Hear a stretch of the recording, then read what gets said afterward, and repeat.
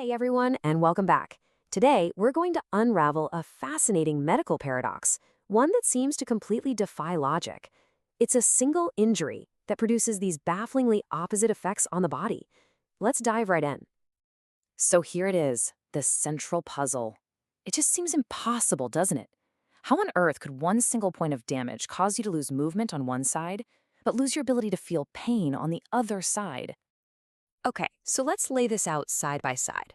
On the same side as the injury, a person loses the ability to move and the ability to feel fine detailed touch.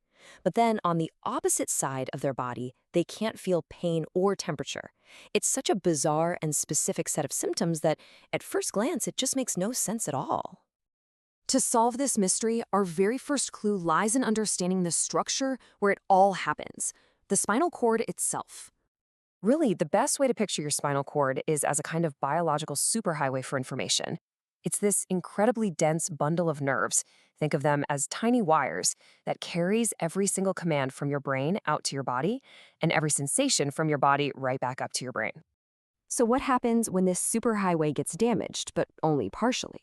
That right there is our second clue.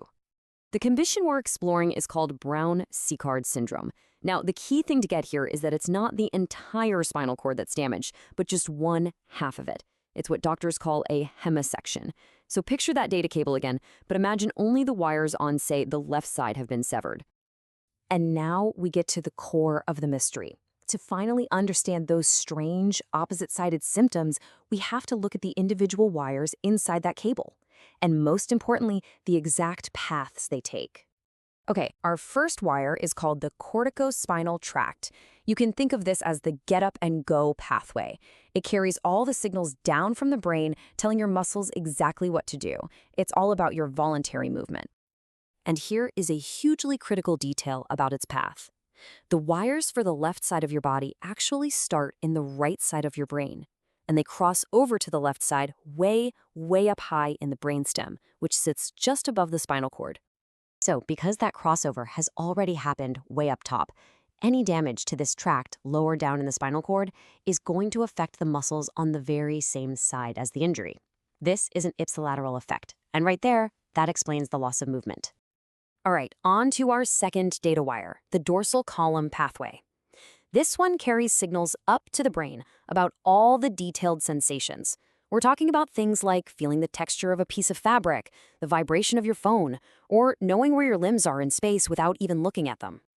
And would you look at that? It follows the exact same rule as the motor pathway. These signals travel up the spinal cord on the same side they came from, and they only cross over to the other side of the brain once they get all the way up to the brainstem. This means we see the exact same pattern. An injury in the spinal cord hits these signals before they have a chance to cross, so what's the result? A loss of fine touch on the same side as the injury, another ipsilateral effect. So far, everything is happening on one side. But you knew there had to be a twist, right? Here it comes. Let's look at our third and final wire, the spinothalamic tract. This one is responsible for more basic, urgent sensations. We're talking about pain and temperature. And this is the key that unlocks the entire puzzle. Unlike the others, this pathway does not wait to get to the brain stem. The nerve fibers that carry pain and temperature signals cross over to the opposite side of the spinal cord almost as soon as they enter it. And there is the solution. When one half of the spinal cord gets injured, it damages the pain and temperature fibers that have already crossed over from the other side of the body. This is a contralateral effect, and it's precisely why a person with this injury can't feel pain on the side opposite the damage. So here it is, that aha moment all in one place. The injury damages the movement pathway and the fine touch pathway on the same side, causing same-sided symptoms. But it hits the pain and temperature pathway after it is already crossed, causing an opposite-sided loss of sensation. The whole mystery is solved just by knowing where the different wires decide to cross. Okay, now that we've decoded the why, let's bring this back into the real world. What causes this syndrome, and what does the path to recovery look like?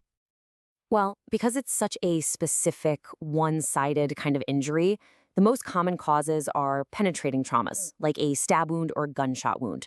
but it can also be caused by things like spinal cord tumors, a really severe disc herniation, or even diseases that cause inflammation or cut off blood flow to that part of the cord.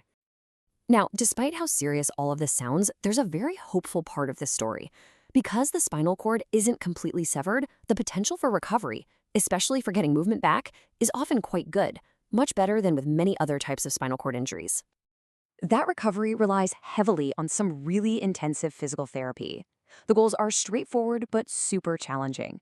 You have to rebuild strength on that weakened side, keep the joints flexible, and relearn all those essential movements, like getting from a bed to a chair, and eventually retraining for balance and walking.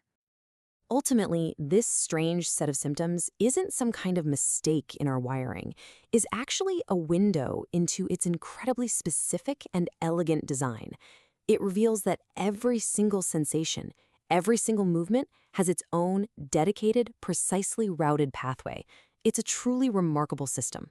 Thanks for digging into this with me.